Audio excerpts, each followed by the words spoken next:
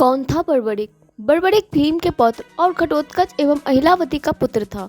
बर्बरिक को उसकी माँ ने सिखाया था कि हमेशा लड़ाई में उसे कमजोर पक्ष का साथ देना है, इसलिए वह युद्ध में हमेशा उस पक्ष की ओर से लड़ते थे जो हार रहा होता था। बर्बरिक को उसकी माँ ने ही युद्ध कौशल सिखाया था। उसे शिव का अवतार माना जाता है।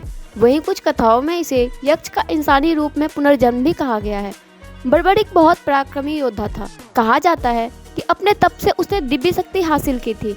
बर्बरिक के पास 3 ऐसे बाण थे जिससे युद्ध क्षेत्र में पूरी सेना का 1 मिनट में खात्मा किया जा सकता था। ये बाण अपना लक्ष्य भेद कर वापस उसके पास आ जाते थे।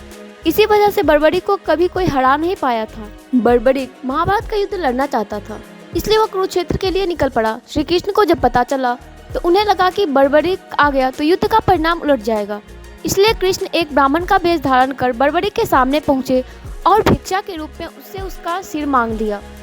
बर्बरिक ने श्री कृष्ण के सामने एक शर्त रखी थी। उसने कहा कि वह महाभारत का युद्ध देखना चाहता है।